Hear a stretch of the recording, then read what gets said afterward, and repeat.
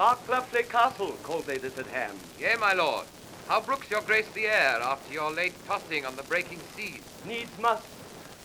I like it well. I weep for joy to stand upon my kingdom once again.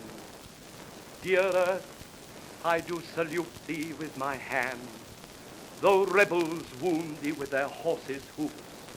As a long-parted mother with her child plays fondly with her tears and smiles in meeting, so weeping, smiling, greet I thee, my earth, and do thee favors with my royal hand.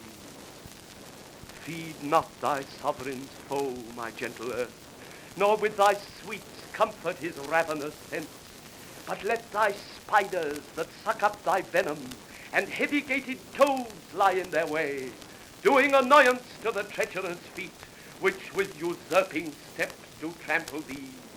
Yield stinging nettles to mine enemies, and when they from thy bosom pluck a flower, guard it, I pray thee, with a lurking adder, whose double tongue may with a mortal touch throw death upon thy sovereign's enemies.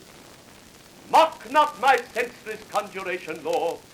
This earth shall have a feeling, and these stones prove armed soldiers, ere her native king shall falter under foul rebellion's arms. Fear not, my lord.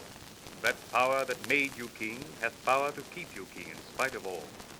The means that heavens yield must be embraced and not neglected. He means, my lord, that we are too remiss, whilst Bolingbroke, through our security, grows strong and great in substance and in power. 'Tis comfortable, cousin.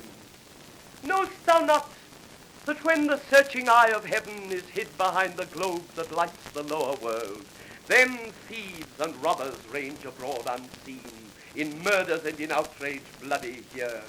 But when from under this terrestrial ball he fires the proud tops of the eastern pines and darts his light through every guilty hole, then murders, treasons, and detested sins, the cloak of night being plucked from off their backs, stand bare and naked, trembling of themselves.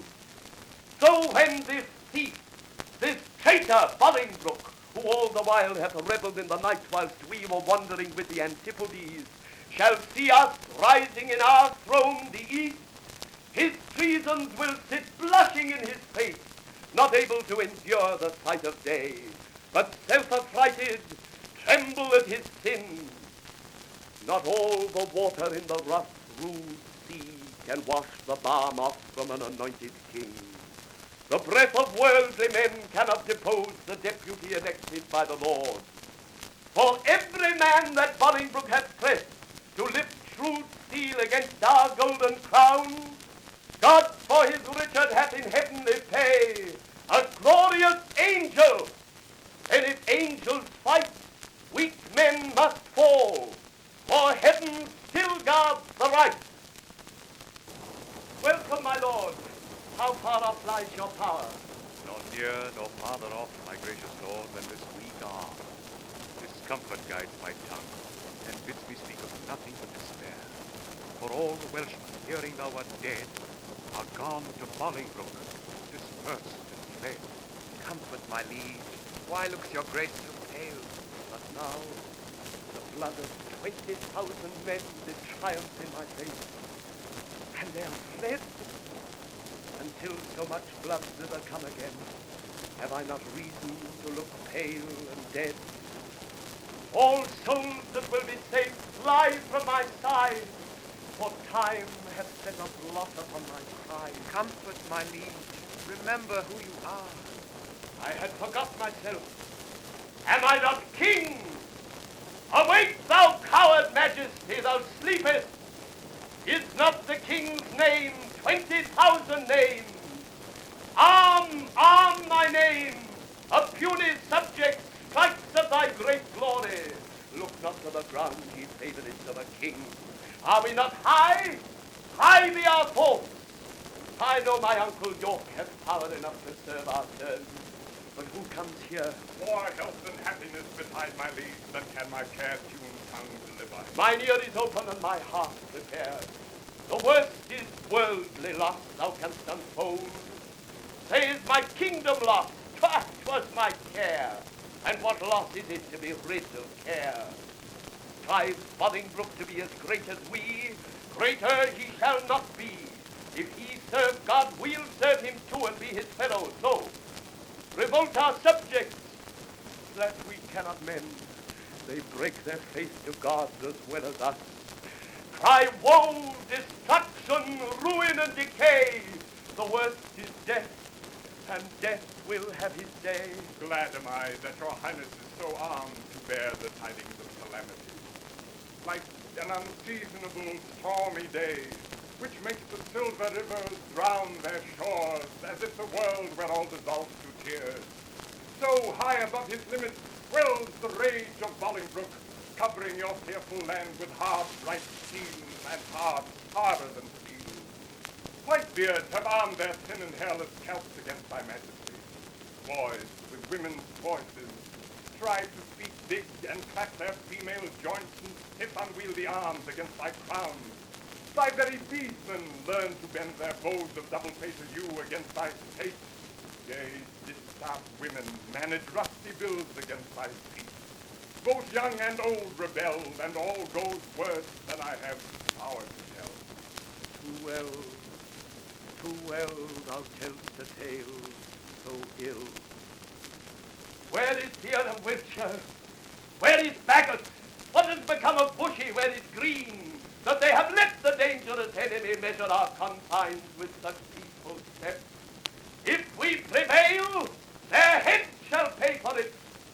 I warrant they have made peace with Bolingbroke. Peace have they made with him indeed, my lord. Oh, villains, vipers, damned without redemption, dogs easily wander fawn on any man, snakes in my heart's blood warm that sting my heart, 3 Judases, each one thrice worse than Judas.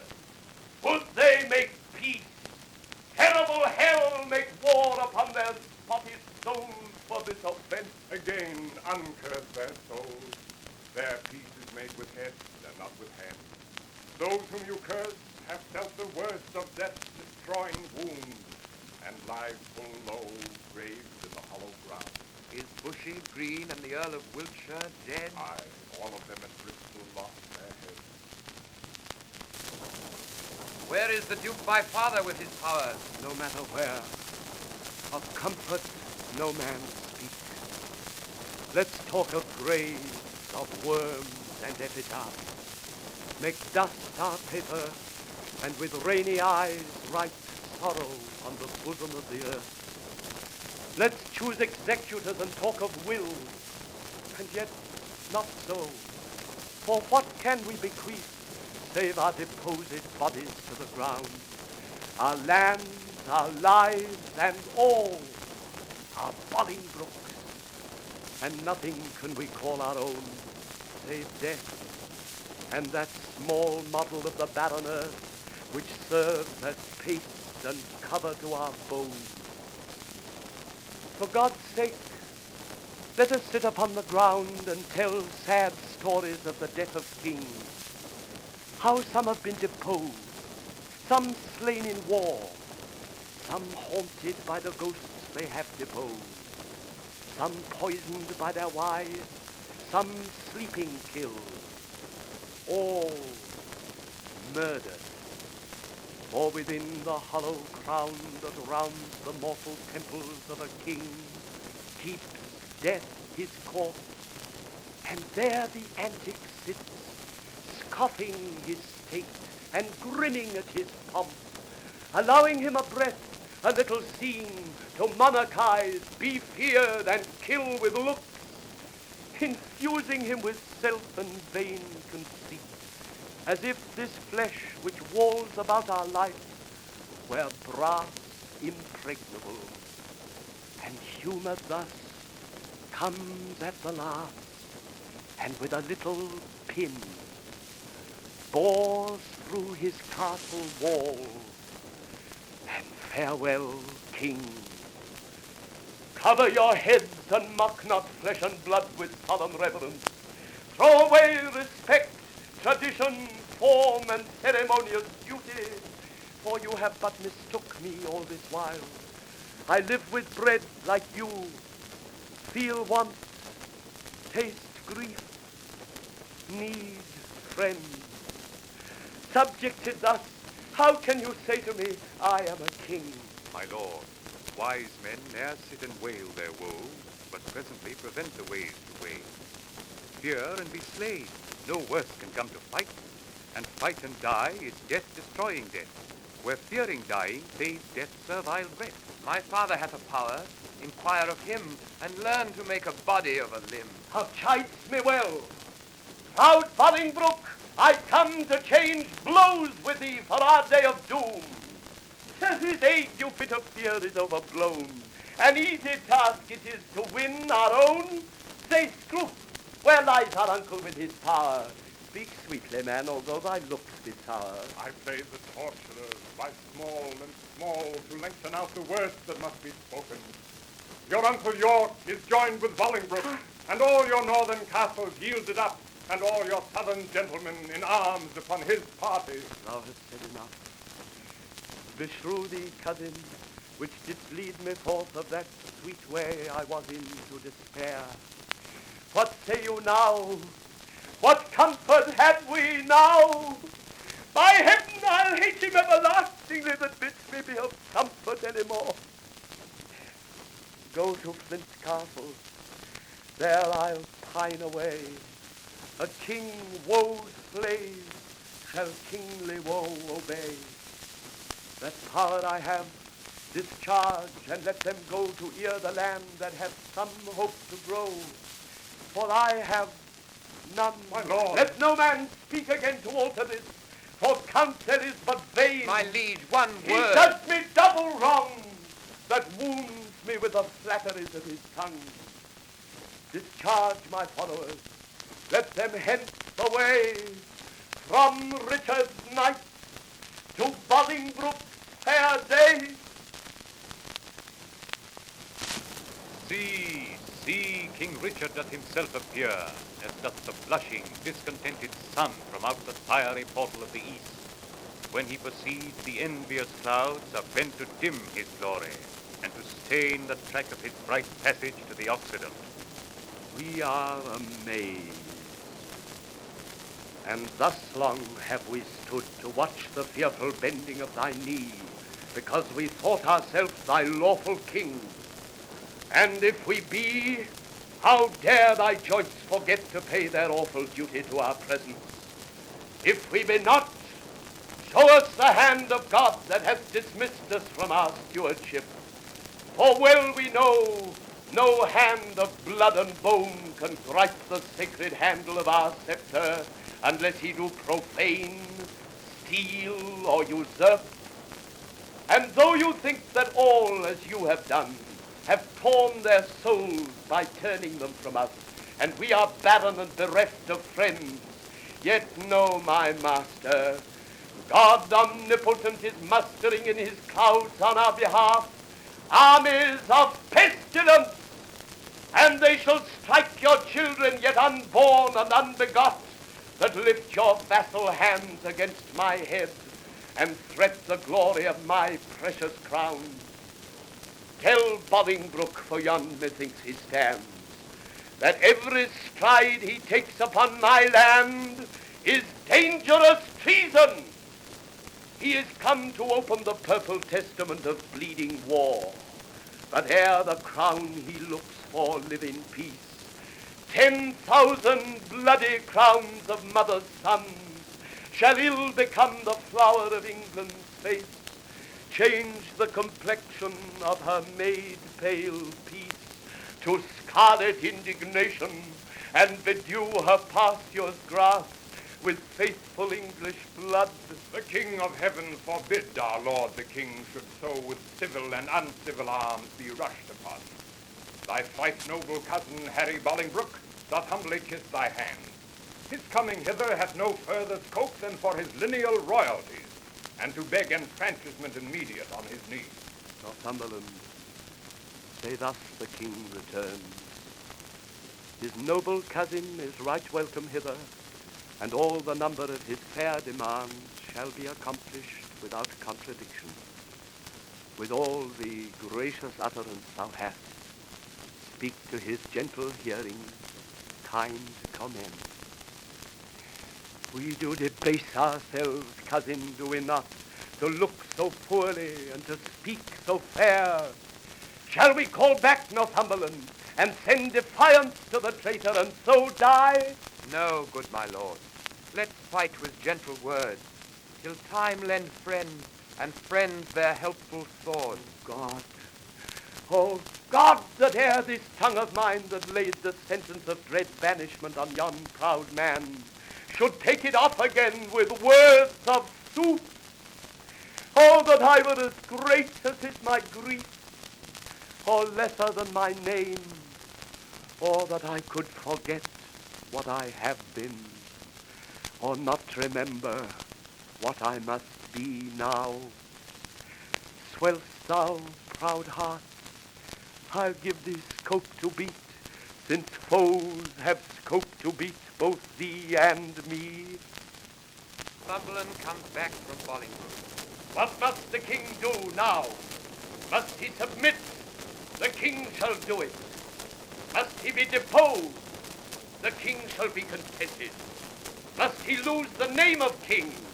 Of God's name let it go.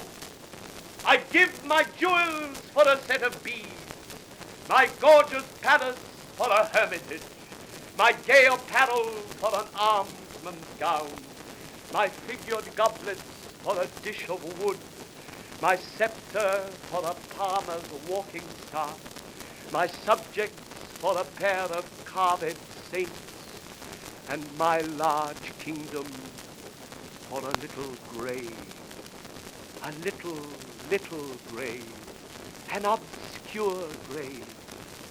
Or I'll be buried in the king's highway, some way of common trade, where subjects' feet may hourly trample on their sovereign's head. For on my heart they tread now whilst I live, and buried once, why not upon my head? Oh, Merle, thou weepest, my tender-hearted cousin. We'll make foul weather with despised tears. Our sighs and they shall lodge the summer corn, and make a dearth in this revolting land. Or shall we play the wanton with our woes, and make some pretty match with shedding tears, as thus, to drop them still upon one place, till they have fretted us a pair of graves within the earth, and there inlaid there lies two kinsmen digged their graves with weeping eyes. Would not this ill do well? Well, I see I talk but idly, and you laugh at me. Most mighty prince, my lord Northumberland, what says King Bolingbroke? Will his majesty give Richard leave to live till Richard die? You make a leg, and Bolingbroke says aye. My lord, in the base court he doth attend to speak with you. May it please you to come down? Down I come, like glistering Phaeton wanting the manage of unruly jade. In the base court, where kings grow base, to come a traitor's cause and do them grace. In the base court, come down court, down king, for night owls shriek, where mounting larks should sing. What says his majesty? Sorrow and grief of heart makes him speak promptly like a frantic man. When he is come. Stand all apart and show fair duty to his majesty, my gracious lord. Fair cousin, you debase your princely knee to make the base earth proud with kissing it. Me rather had my heart might feel your love than my unpleased eyes see your courtesy. Up, cousin, up. Your heart is up, I know, thus high at least, although your knee be low. My gracious lord, I come but for mine own. Your own is yours, and I am yours, and all. So far be mine, my most redoubted lord, as my true service shall deserve your love. Well you deserve. they well deserve to have that know the strongest and surest way to get. Cousin, I am too young to be your father, though you are old enough to be my heir. What you will have, I'll give, and willing too, for do we must what force will have us do. Set on towards London, cousin. Is it so? Yea, my good lord. Then I must not say no. Fetch hither Richard. Let him come and view he may surrender. So we shall proceed without suspicion. I will be his conduct.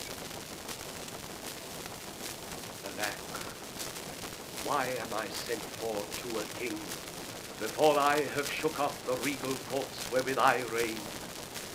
I hardly yet have learned to insinuate, flatter, bow, and bend my limbs. Give sorrow leave a while to tutor me to this submission. Yet I well remember the favors of these men. Were they not mine? Did they not sometime cry, all hail to me? So Judas did to Christ, but he in 12 found truth in all but one. I in 12,000, none. God save the King. Will no man say amen? Am I both priest and clerk? Why then, amen. God save the King, although I be not he, and yet, amen, if heaven do think him me. To do what service am I sent for hither? To do that office of thine own good will, which tired majesty did make thee offer, the resignation of thy state and crown to Henry Bolingbroke. Give me the crown. Here, cousin, seize the crown. Here, cousin, on this side my hand, on that side yours. Now is this golden crown like a deep well that owes two buckets filling one another, the emptier ever dancing in the air, the other down unseen and full of water. That bucket down and full of tears am I, drinking my griefs, whilst you mount up on high. I thought you had been willing to resign. My crown I am, but still my griefs are mine. You may my glory and my state depose, but not my griefs. Still am I king of those. Part of your cares you give me with your crown. Your cares set up do not pluck my cares down. My care is loss of care, by old care done. Your care is gain of care, by new care won. The cares I give, I have, though given away. They tend the crown, yet still with me they stay. Are you contented to resign the crown? No, for I must nothing be. Therefore, no, for I resign to thee. Now mark me, how I will undo myself. I'll give this heavy weight from off my head, and this unwieldy scepter from my hand, the pride of kingly sway from out my heart. With mine own tears I wash away my balm. With mine own hands I give away my crown. With mine own tongue deny my sacred state. With mine own breath release all duty's rights. All pomp and majesty I do forswear. My manners, rents, revenues I forego. My acts, decrees, and statutes I deny. God pardon all oaths that are broke to me. God keep all vows unbroke that swear to thee. Make me that nothing have, with nothing grieve, and thou with all pleased, that hast all achieved. Long mayst thou live in Richard's seat to sit, and soon lie Richard in an earthy pit. God save King Harry, unkinged Richard says, and send him many years of sunshine days. What more remains? No more but that you read these accusations and these grievous crimes committed by your person and your followers against the state and profit of this land, that by confessing them the souls of men may deem that you are worthily deposed. Must I do so? And must I ravel out my weaved-up folly, gentle Northumberland? If thy offences were upon record, would it not shame thee in so fair a troop to read a lecture of them? If thou wouldst, there shouldst thou find one heinous article containing the deposing of a king, cracking the strong warrant of an oath, marked with a blot, damned in the book of heaven. Nay, all of you that stand and look upon, whilst that my wretchedness doth bate myself, though some of you with Pilate wash your hands, showing an outward pity, yet you, Pilates, have here delivered me to my sour cross, and water cannot wash away your sin. My lord, dispatch, read all these articles. Mine eyes are full of tears. I cannot see. And yet salt water blinds them not so much, but they can see a sort of traitors here. Nay, if I turn my eyes unto myself, I find myself a traitor with the rest. For I have given here my soul's consent to undeck the pompous body of a king, made glory base and sovereignty a slave, proud majesty a subject, state a peasant. My lord! No lord of thine, thou haughty insulting man, nor no man's lord. I have no name, no title. No, not that name was given me of the font, but 'tis usurped. Alack, the heavy day, that I have worn so many winters out, and know not now what name to call myself. Oh, that I were a mockery king of snow, standing before the sun of Bolingbroke to melt myself away in water drops. Good king, great king, and yet not greatly good. And if my word be sterling yet in England, let it command a mirror hither straight, that it may show me what a face I have, since it is bankrupt of his majesty. Go, some of you, and fetch a looking-glass. Read all this paper while the glass doth come. Fiend, thou torments me ere I come to hell. Urge it no more, my lord Northumberland. The commons will not then be satisfied. They shall be satisfied. I'll read enough when I do see the very book indeed where all my sins are written. And that's myself. Give me the glass, and therein will I read. No deeper wrinkles yet. Hath sorrow struck so many blows upon this face of mine, and made no deeper wounds? Oh, flattering glass, like to my followers in prosperity, thou dost beguile me. Was this face the face that every day under his household roof did keep 10,000 men? Was this the face that like the sun did make beholders wink? Is this the face that faced so many follies, and was at last outfaced by Bolingbroke? A brittle glory shineth in this face, as brittle as the glory is the face, for there it is, cracked in 100 shivers. Mark, silent king, the moral of this sport. How soon my sorrow hath destroyed my face. The shadow of your sorrow hath destroyed the shadow of your face. Say that again. The shadow of my sorrow. Ah, let's see, 'tis very true.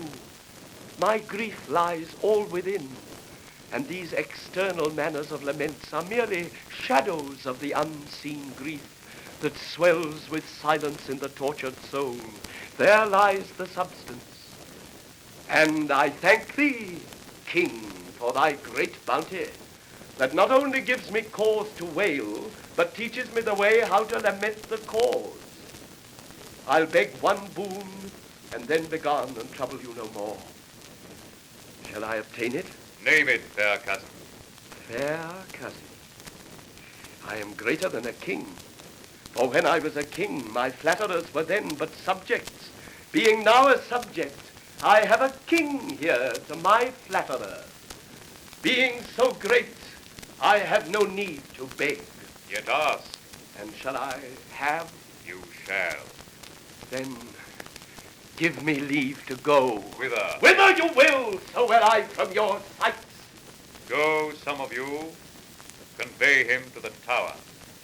Oh, good. Convey. Conveyors are you all that rise thus nimbly by a true king's fall.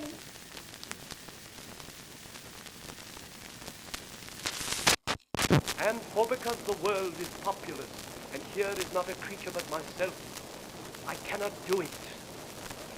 Yet I'll hammer it out. My brain I'll prove the female to my soul the father, and these two beget a generation of still breeding thoughts. And these same thoughts people this little world, in humors like the people of this world, for no thought is contented. The better thoughts, as thoughts of things divine, are intermixed with scruples, and to set the word itself against the word, as thus, come little one. Or then again, it is as hard to come as for a camel to thread the postern of a small needle's eye.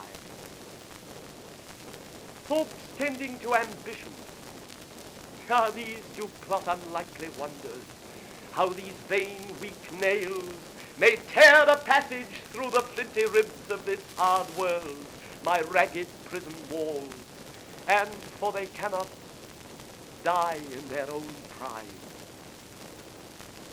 Thoughts tending to content, flatter themselves that they are not the first of fortune's slaves, nor shall not be the last, like silly beggars, that sitting in the stocks refuge their shame that many have and others must sit there. And in this thought they find a kind of ease, bearing their own misfortunes on the backs of such as have before endured the like. Thus play I in one person many people, and none contented. Sometimes I am a king, then treasons make me wish myself a beggar, and so I am. Then crushing penury persuades me I was better when a king, then am I kinged again, and by think that I am unkinged by Bolingbroke, and straight am nothing.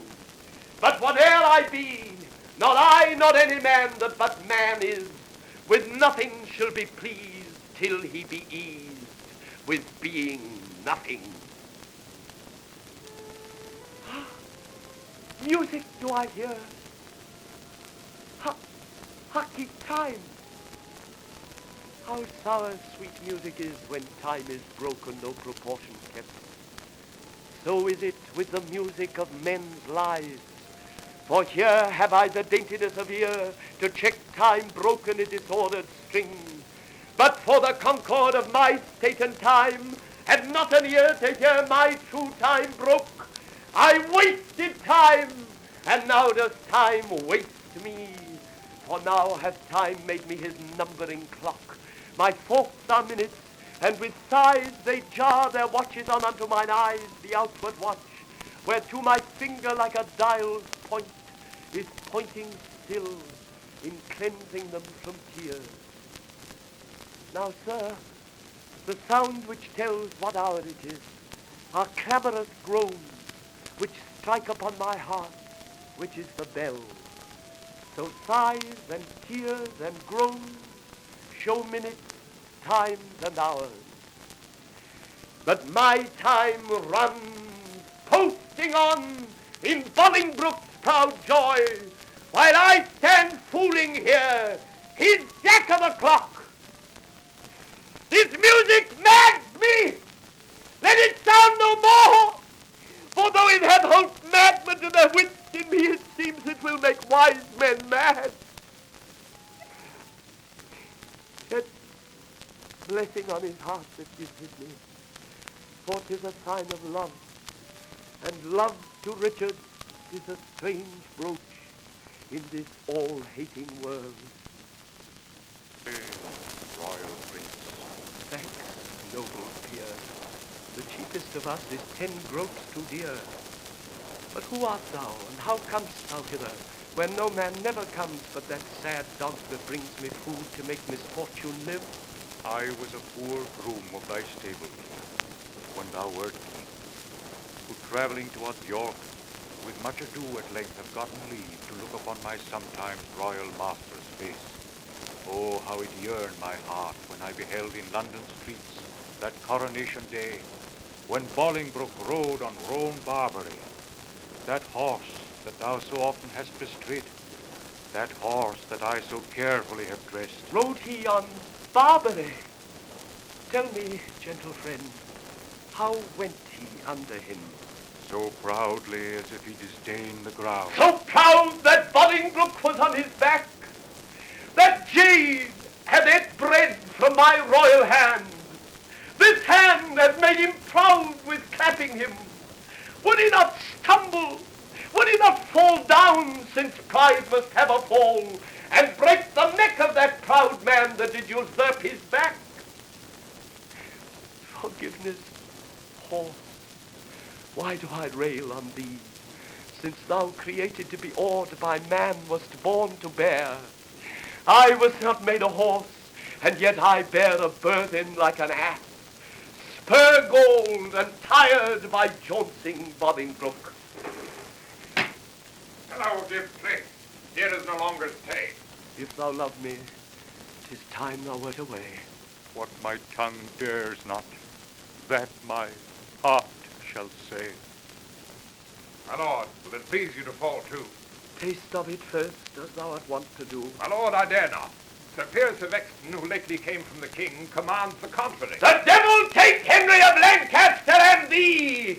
Patience is stale, and I am weary of it! I know what means death in this rude assault! Villain, thine own hand yields thy death's instrument! Go now and fill another room in hell!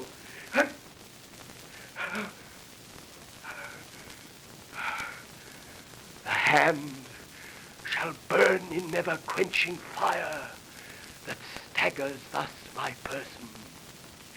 Exton, thy fierce hand hath with the king's blood stained the king's own land.